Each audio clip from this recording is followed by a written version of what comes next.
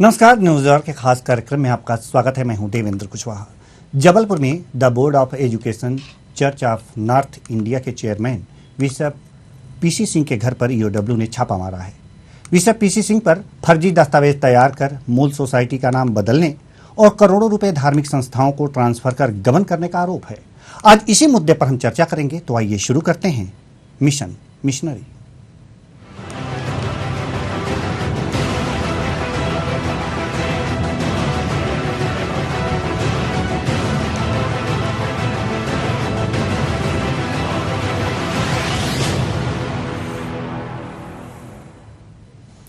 The board of education church of north India के chairman bishop पर फर्जी दस्तावेजों के आधार पर कई संस्थाओं का चेयरमैन बनकर करोड़ों की रकम की हेराफेरी करने का आरोप है। बिशप पीसी सिंह के खिलाफ 2 करोड़ 70 लाख रुपए की राशि धार्मिक संस्थाओं में ट्रांसफर करने और खुद के इस्तेमाल करने की शिकायतें मिली थी। शिकायत की जांच के बाद ईओडब्ल्यू ने गुरुवार को बिशप हाउस में छापे की कार्रवाई की। छापेमारी में ईओडब्ल्यू को बिशप के घर से विदेशी मुद्रा सहित करोड़ों रुपए की नकदी मिली है। करोड़ों की नकदी मिलने और इसे गिनने के लिए ईओडब्ल्यू को स्थानीय स्टेट बैंक ऑफ इंडिया की टीम को बुलाना पड़ा नोट गिनने के लिए। एक रिपोर्ट देखिए, फिर चर्चा भी करेंगे।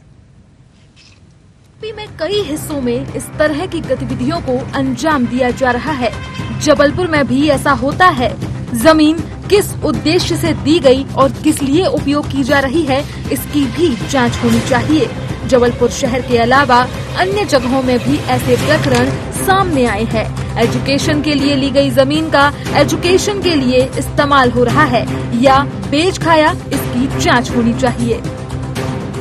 और एक इस प्रकार का प्रकरण सामने आया है और मुझे ऐसा लगता है कि ये प्रकरण आज नहीं, मुझे ध्यान में है, हम लोग जब विद्यार्थी परिषद का काम करते थे तब भी जबलपुर जैसी जगह पर इस प्रकार की बातों के बारे में प्रश्न खड़े हुए थे।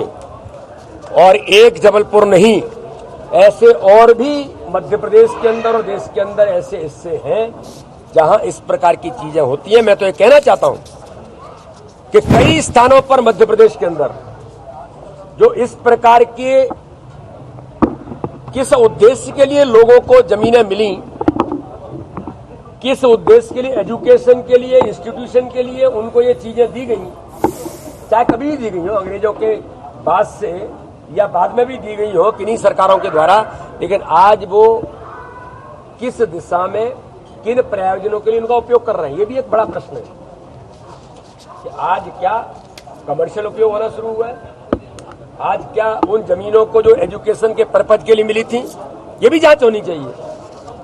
क्या उन जमीनों का एक्चुअल एजुकेशन के पर्पज के लिए यूज हो रहा है, क्या उन्होंने इधर उधर से गुणाभाग करके और उन सारी जमीनों को उन्होंने बेच खाया? ऐसी भी चीजें, तो एक नहीं ऐसी बहुत चीजें निकलेंगी। ईओडब्ल्यू को शिकायत मिली थी जिसकी जांच उप पुलिस अधीक्षक मंजीत सिंह से कराई गई। शिकायत में bishop PC Singh, chairman the board of education church of north India Jabalpur डायोसिस के विरुद्ध कूट रचित दस्तावेजों के आधार पर मूल सोसाइटी का नाम परिवर्तन करना तथा उसका चेयरमैन बनकर पद का दुरुपयोग करते हुए सोसाइटी की विभिन्न शैक्षणिक संस्थाओं में प्राप्त होने वाली छात्रों की फीस की राशि का उपयोग धार्मिक संस्थाओं को चलाने और स्वयं के उपयोग में लेकर गबन करने के आरोप लगाए गए थे। The board of education church of north India Jabalpur है, इनके द्वारा शैक्षणिक संस्थाओं को जो फीस की राशि और अन्य राशियाँ प्राप्त होती हैं, उसका बड़ी मात्रा में अन्य धार्मिक संस्थाओं में और व्यक्तिगत उपयोग में दुर्विनियोग किया जा रहा है। इस शिकायत की जांच डीएसपी मंजीत सिंह साहब के द्वारा कराई गई। उनके द्वारा जांच में ये पाया गया है कि वर्ष 2003-04 से लेकर वर्ष 2011-12 के बीच में लगभग 2 करोड़ 70 लाख रुपए का इस तरह का ट्रांसफ़र हुआ है जो अवैधानिक था। प्रथम दृष्टया इसमें जो साक्ष्य प्राप्त हुए उसके आधार पर प्रकरण पंजीबद्ध किया गया, प्रकरण की विवेचना की गई और चूँकि ये वर्ष 2015 से लगातार इसमें जांच हो रही थी, सारी शैक्षणिक संस्थाएं लगभग इन्हीं के नियंत्रणाधीन हैं, इसलिए इनकी जानकारियों को प्राप्त करने में काफ़ी परिश्रम करना पड़ा था। तो इसलिए ये आवश्यक माना गया है कि जो इनके मूल दस्तावेज़ हैं उनको बरामद करने के लिए इनके यहाँ सर्च कार्रवाई की जाए, तलाशी कार्रवाई की जाए। चूँकि हमारा जो उद्देश्य था प्रकरण के दस्तावेज बरामद करने के लिए सर्च कार्रवाई की गई थी। सर्च कार्रवाई के दौरान कुछ नगद राशि और करेंसी भी मिली हुई है, उसकी गणना की जा रही है। गणना के बाद ही उसका आकलन किया जा सकता है। चेयरमैन बिशप पीसी सिंह के खिलाफ आर्थिक अनियमितता सहित अन्य मामलों के देश भर में 100 से ज्यादा मुकदमे दर्ज हैं।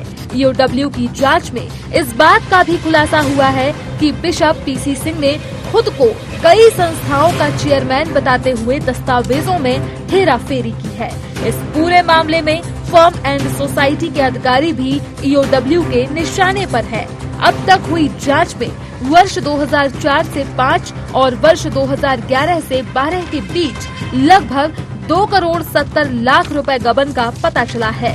फर्जी दस्तावेजों के जरिए सोसाइटी का नाम बदलने में पीएस सोलंकी, तत्कालीन असिस्टेंट रजिस्ट्रार फर्म्स एंड संस्थाओं की भी प्रमुख भूमिका उजागर हुई है।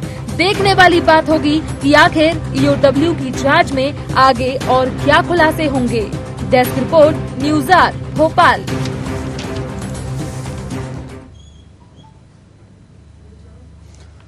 तो सवाल ये है कि वास्तव में the board of education church of north India के चेयरमैन बिशप पर फर्जी दस्तावेजों के आधार पर कई संस्थाओं का चेयरमैन बनाकर करोड़ों की रकम की हेराफेरी का यह मामला सामने आया है।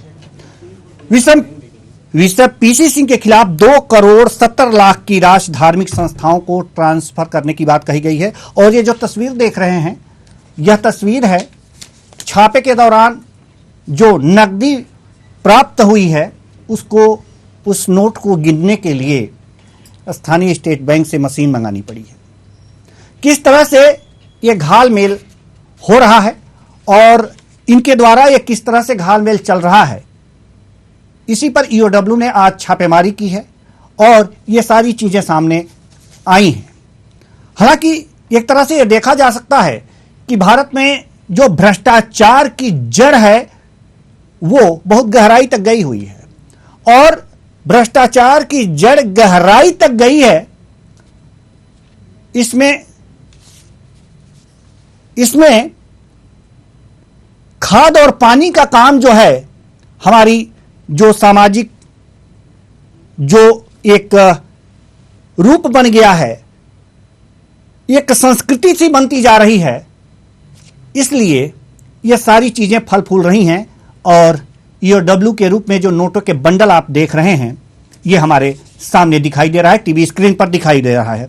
आज इसी मुद्दे पर करेंगे चर्चा और चर्चा के लिए हमारे साथ रमेश शर्मा, वरिष्ठ पत्रकार, जुड़ चुके हैं। बहुत बहुत स्वागत है आपका हमारे इस कार्यक्रम में। साथ ही साथ आदर्श भाटिया जो संवाददाता हैं जबलपुर से, आप भी हमारे साथ बने हुए हैं। और हमारे स्टूडियो में अक्षत शर्मा जी जो प्रबंध संपादक हैं स्वदेश के, हमारे साथ बने हुए हैं। चर्चा की शुरुआत करते हैं और सबसे पहले हम आदर्श भाटिया के पास जाना चाहेंगे और यह जानना चाहेंगे कि पहले आप पूरा मामला बताएं कि पूरा मामला है क्या। जी जी मैं आपको बताना चाहूंगी कि ईओडब्ल्यू द्वारा जबलपुर में लगातार कार्यवाही की जा रही है, पर ये जो कार्यवाही की गई है ये किसी सरकारी अधिकारी के ऊपर नहीं की गई इस बार। ये किसी बड़े नेता या किसी सरकारी मुलाजिम के ऊपर नहीं की गई है। यह एक एजुकेशन संस्था के जो चेयरमैन है उनके ऊपर की गई है और उनके ऊपर आरोप है कि वह एजुकेशन सोसाइटी के नाम पर उन्होंने करोड़ों का गबन किया गया है। तो यह जो कार्यवाही की गई है ये बिशप है, एजुकेशन सोसाइटी के बिशप है पीसी सिंह, उनके ऊपर की गई है। आज सुबह ईओडब्ल्यू का उनके घर पे छापा मारा गया है, जहां पर 1 करोड़ 65 लाख के करीब लगभग भारतीय मुद्रा और 18,000 के करीब विदेशी मुद्रा मिली है। जिस इतनी बड़ी मात्रा में मुद्रा मिली है कि इसको गिनने के लिए स्टेट बैंक के द्वारा नोट गिनने की मशीन तक मंगाई गई है। जी, ये जो ईओडब्ल्यू की छापेमार कार्रवाई हुई है, इसमें इतनी भारी संख्या में, अगर जो ये कहें कि इतने बड़े तादाद में नोटों के बंडल मिले हैं, जिसको गिनने के लिए आप ये कहना चाह रही हैं कि भारतीय स्टेट बैंक से मशीन बुलानी पड़ी है। सवाल यहां पर यह है कि 2 करोड़ 70 लाख रुपए की राशि धार्मिक संस्थाओं में इन्होंने ट्रांसफर भी की है। ये किस ओर इशारा कर रहा है, हम इससे भी समझना चाहेंगे। जी, ये भी बात सामने आ रही है। लगभग सन 2004 से 2004-5 से लेकर 2011-12 के बीच में छात्र इनके स्कूलों के छात्रों द्वारा जो फीस जमा करी जाती है, उस फीस की जो राशि है उसका भी गबन उनके द्वारा किया गया है, जो कि लगभग 2,70 लाख रुपए मानी गई है। और इनके द्वारा ये खुलासा हो रहा है, ये ईओडब्ल्यू द्वारा बताया जा रहा है कि इनके पास जो राशि आई है वो इन्होंने किसी धार्मिक संस्थाओं में ट्रांसफर करवा देते हैं और उसके बाद उस राशि का वो निजी उपयोग करते हैं। जी, ठीक है, आप हमारे साथ बनी रहिए। हमारे साथ रमेश शर्मा जो वरिष्ठ पत्रकार हैं जुड़े हुए हैं। रमेश शर्मा जी, सवाल आपसे ये है कि ये जो ईओडब्ल्यू की कार्रवाई हुई है, छापेमार कार्रवाई, वास्तव में और 2,70 लाख रुपए की राशि जो धार्मिक संस्थाओं में ट्रांसफर करने और खुद के इस्तेमाल करने की बात आ रही है, ये तार कहां जुड़ रहे हैं, कहां जुड़ते देखे जा रहे हैं, क्या लगता है आपको? ये ठीक है कि पहली बार ये सामने आया है, लेकिन इस तरह के काम मिशनरी यहाँ पर करती रही हैं, क्योंकि हर चर्च के साथ जो स्कूल जुड़ा हुआ है उससे जो फीस आती है ये रुपया धर्मांतरण में खर्च होता है। जैसा कि इस छापे में भी आप अगर देखेंगे तो टोटल राशि ये लगभग 4 करोड़ के आसपास ये फिगर पहुंच रहा है। 2,70 लाख रुपया तो वो है जो धार्मिक संस्थाओं को दिया गया है। ये उन संस्थाओं को दिया गया है जो धर्मांतरण में सक्रिय हैं वनवासी क्षेत्रों में। तो दूसरा 1.25 करोड़ रुपया उनके साथ कैश मिला है। तो मोटे तौर पर ये जो राशि जाती है धार्मिक संस्थाओं को धर्मांतरण के काम में, वो 2 प्रकार से जाती है। एक तो कैश के रूप में भी जाती है और बैंक के रूप में भी जाती है। कैश के रूप में जो राशि जाती है, ऐसी चर्चा है, ये हालांकि जांच का विषय है, अब जांच में क्या आता है, ऐसी चर्चा है कि धर्मांतरित जिन लोगों का भी धर्मांतरण किया जा रहा है, मतांतरण किया जा रहा है, उन लोगों को कुछ नगद राशि भी दी जाती है। तो ये जो रुपया है ये नगद राशि के रूप में जाता है। तो जो बैंक के थ्रू जो पैसा संस्थाओं को जाता है, तो वो जो पैसा जाता है वो उनके खर्चे के लिए, मूवमेंट के लिए जाता है। तो मोटे तौर पर योजना पूर्वक ये जो जबलपुर में पकड़ाया है ये सारा का सारा मामला, ये जो मंडला के, शहडोल के, ये जो आसपास का वनवासी अंचल है, उन वनवासी अंचलों में इनका मतलब संपर्क है। तो मोटे तौर पर ये सारा का सारा धर्मांतरण का और मतांतरण का रैकेट है, इसमें ये सारा का सारा रुपया इस्तेमाल होता है। ये पहली बार पकड़ा गया है, लेकिन ये सिलसिला लंबे समय से चल रहा है। लंबे समय से शिकायतें होती हैं, लेकिन शिकायतें किनारे चली जाती हैं। लेकिन पहली बार है कि इसमें छापा पड़ा है। उम्मीद ये है कि सरकार ये छापा कहीं दरगुजर ना हो जाए। आमतौर पर क्या होता है, मिशनरी स्कूलों की जो शिकायतें होती है, मिशनरी पादरियों के खिलाफ जो शिकायतें होती हैं, वो हमेशा दाएं बाएं हो जाती हैं, थोड़े से दिन चर्चा रहती है, उसके बाद वो खत्म हो जाती है। तो मैं समझता हूँ, मेरी अपेक्षा आपके माध्यम से सरकार से है कि इसकी तह तक जाया जाए। ठीक है, ठीक है, हम आपके पास आएंगे। हमारे साथ अक्षत शर्मा जो प्रबंध संपादक हैं स्वदेश के, हमारे स्टूडियो में हमारे साथ बैठे हुए हैं। हम आपसे जानना चाहते हैं अक्षत शर्मा जी कि शिक्षा के मंदिर में, इसे कह सकते हैं शिक्षा का मंदिर, शिक्षा के मंदिर में भ्रष्टाचार का घुन पनप रहा है, घुन लगा हुआ है। इसे किस रूप में देखते हैं सामाजिक रूप से? उसके बाद हम दूसरे क्वेश्चन पे आते हैं, पहले इसका जवाब दीजिए। इसकी शुरुआत मैं सम्मानीय रमेश शर्मा जी के अंतिम वाक्य से करना चाहूँगा कि सरकार से निवेदन है कि ये इस मामले की तह तक जाए, ये दाएं बाएं ना हो जाए। ये शिक्षा के माध्यम से जो असामाजिक काम किया जा रहा है, ये कैश पकड़ा जाना उस ओर इंगित करता है कि ये आप किस पर्पस के लिए आप इस्तेमाल कर रहे थे। हम सभी जानते हैं कि ईसाई मिशनरियों द्वारा बड़े पैमाने पर धर्मांतरण का काम किया जाता है, और ये तो कुछ एक वर्षों का लेखा जोखा है जो पकड़ा गया है। इसके अलावा भी बहुत बड़ा, क्योंकि विदेशों से पैसा आता है, ये सब जानते हैं। वो पैसा स्कूलों के माध्यम से भी इकट्ठा होता है, फीस के माध्यम से, और बच्चों की फीस का पैसा जो है वो आप धार्मिक कामों में, अपने निजी कामों में इस्तेमाल कर रहे हैं। ये बड़ी चिंता का विषय है।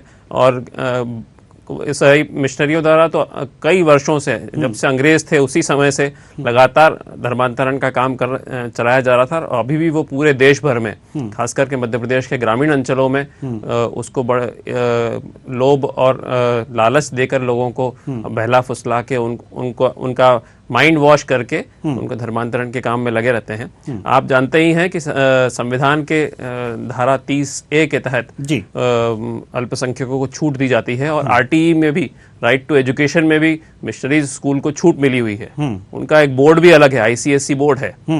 तो शिक्षा के लिए उनको हर तरह से छूट दी गई है। लेकिन और अगर ये मामले कई बार पुलिस के पास भी जाते हैं तो पुलिस भी उसको अल्पसंख्यकों पर हमें किसी तरह की ज्यादती नहीं करनी है, इस मामले को लेकर वो थोड़ी लीनियंसी बरतती है।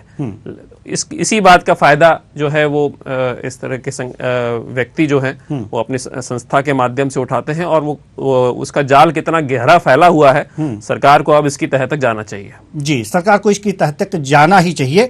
अक्षत शर्मा जी, माफ कीजिएगा, आदर्श भाटिया जो हमारे संवाददाता हैं हमारे साथ जुड़ी हुई हैं, जैसा कि अभी अक्षत शर्मा जी ने भी कहा, रमेश शर्मा जी ने भी एक इशारा किया है। इशारा क्या किया है, उन्होंने तो खुल के बात कह दी हमारे दोनों मेहमानों ने, कि क्या लगता है कि जो ये धार्मिक संस्थाओं को जो पैसे ट्रांसफर किए जा रहे थे, जो साक्ष्य हैं, क्या इससे धर्मांतरण की बू आ रही है? जी बिल्कुल, मैं बताना चाहूंगी कि ये जो इतनी बड़ी राशि और ईसाई धर्म का जो कि पहले से ही चला आ रहा है कि वो लोगों को प्रेरित करते हैं कि वो अपने लोग उनके धर्म में जाएं और उनका धर्म को अपनाएं, तो यहाँ ये बड़ा ही काफी बड़ा मुद्दा है जिसको हम समझ सकते हैं कि धर्मांतरण तो कहीं ना कहीं इस चीज में है ही, और विदेशों से भी इनके लिए काफी बड़ी मात्रा में राशि आती है। पर बात ये है कि सर, जो भी कार्यवाही की जाती EOW द्वारा, पर उसमें कभी भी कोई भी कानूनी कार्यवाही नहीं की गई है आज तक। अगर ये कानूनी कार्यवाही, जैसे अभी जबलपुर में हाल ही में एक संतोष पाले ARTO थे, उनके यहाँ भी कार्यवाही की गई थी, पर उनके ऊपर अभी भी कोई ठोस कानूनी कार्यवाही नहीं की गई। तो मेरा तो यही मानना है और यही कहना है कि इनके ऊपर जो भी ये लोग गबन करते हैं, इनके ऊपर कानूनी कार्यवाही की जाए। जी, इन पर सख्त कानूनी कार्रवाई होनी चाहिए, यानी कि इनको ढील न मिलनी चाहिए। आदर्श भाटिया का यही कहना है।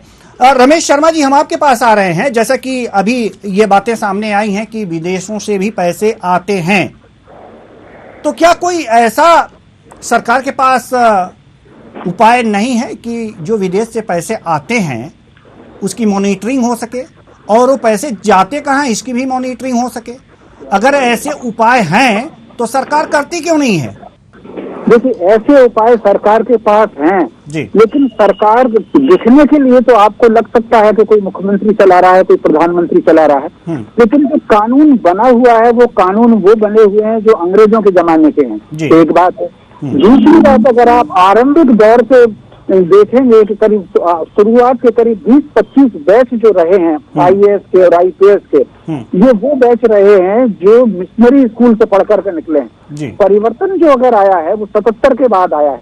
77 से पहले के अधिकांश IPS IAS अधिकारी मिशनरी स्कूल से पढ़कर के निकलते थे और उनके पास सद्भाव, उनके पास जो है उनका सद्भाव रहता था।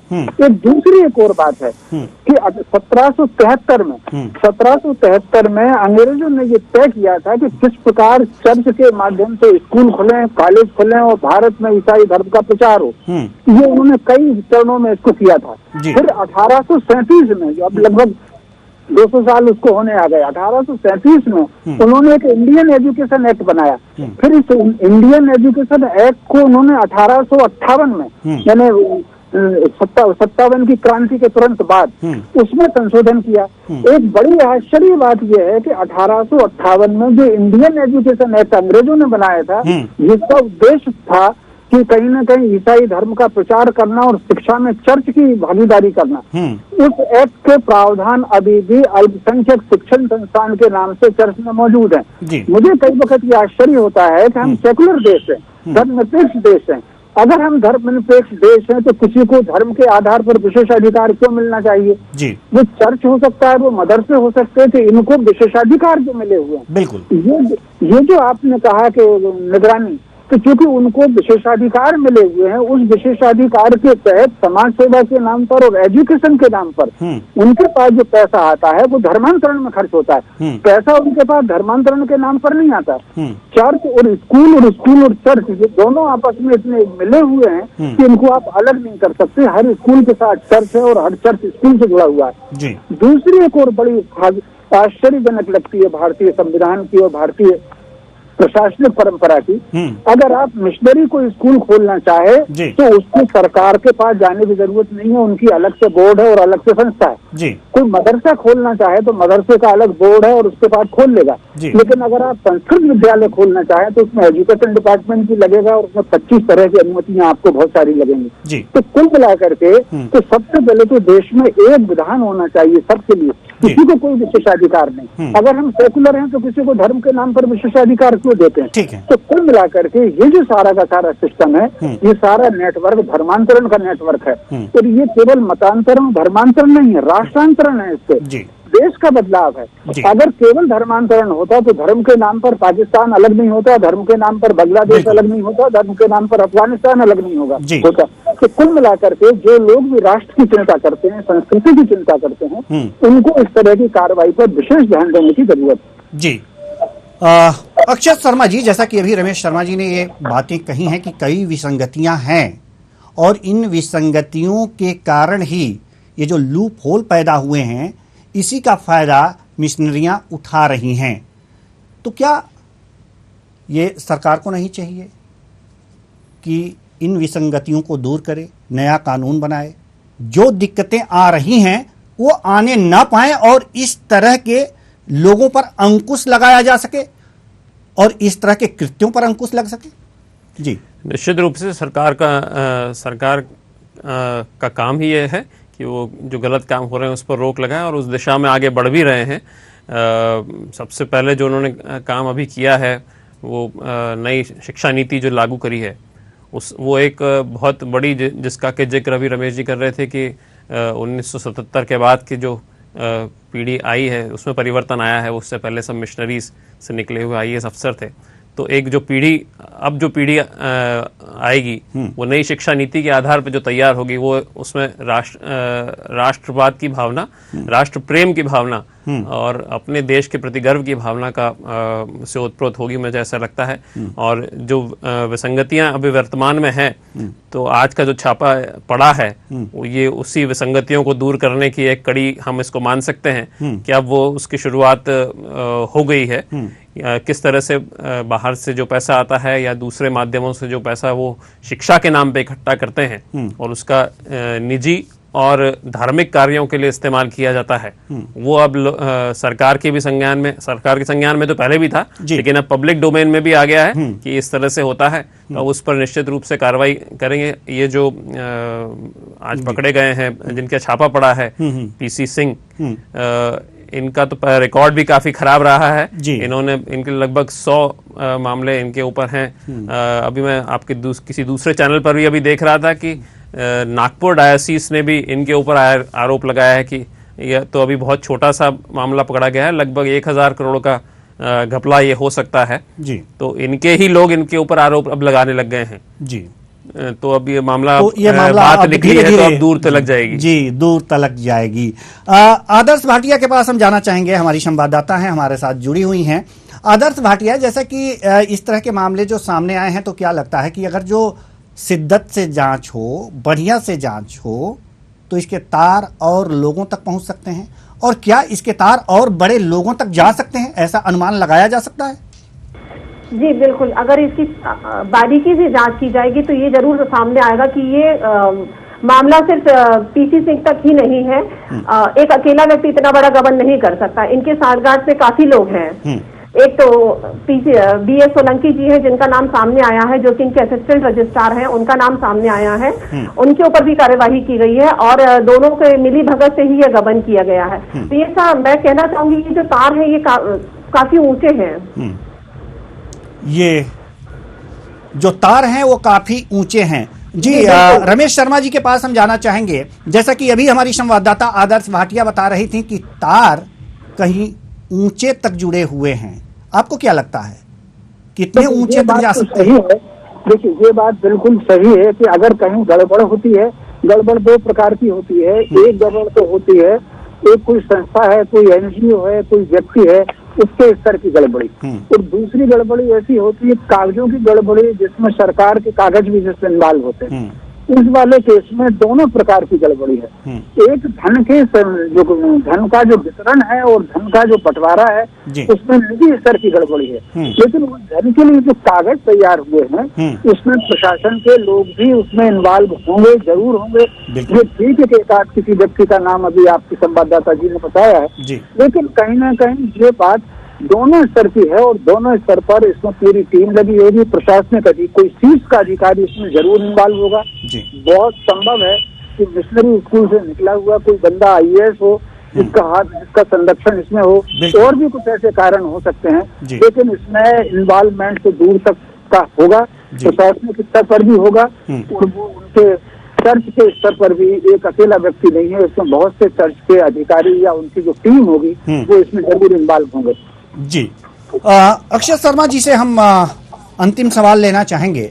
अक्षय शर्मा जी, सवाल यहाँ पर ये है कि आखिर में अब इस तरह की बातें जब सामने आ रही हैं, पब्लिक डोमेन में भी सामने आ रही हैं, तो सरकार को अभी करना क्या चाहिए? जी, हमारे पास समय बहुत कम है, कम शब्दों में आप बताएं। आपने शुरुआत में ही भाजपा अध्यक्ष VD शर्मा जी की बाइट दिखाई थी। उन्होंने कहा था कि इस बात की अब जांच होनी चाहिए कि शिक्षा के लिए जो जमीनें दी गई हैं, जो सुविधाएं दी गई हैं, जो प्रावधान संविधान में दिए गए हैं अल्पसंख्यक संस्थानों को, क्या उसका सही उपयोग हो रहा है कि नहीं हो रहा है? जिस पर्पस के लिए वो दी गई थी उसी पर्पस के लिए वो इस्तेमाल हो रहे हैं कि नहीं हो रहे हैं, इसकी अब शिद्दत से जांच करने की आवश्यकता है। और अगर नहीं है तो सरकार को कोई कड़ा एक्शन उस पर रहने का एक नजीर स्थापित करने की आवश्यकता है। जी, हो सकता है। जी, बहुत बहुत धन्यवाद तीनों मेहमानों का। आप तीनों आए और अपने अपने विचार साझा किए।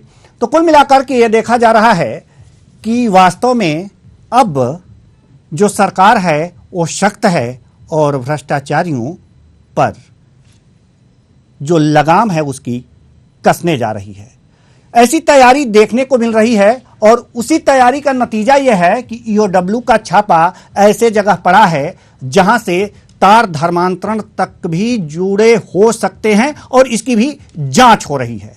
तो ऐसे में सरकार अगर जो सख्त है और सख्त कदम उठा रही है तो आने वाले समय में इसके सही परिणाम सामने आएंगे। तो फिलहाल मिशन मिशनरी में आज के लिए बस इतना ही। मुझे दीजिए इजाजत। नमस्कार।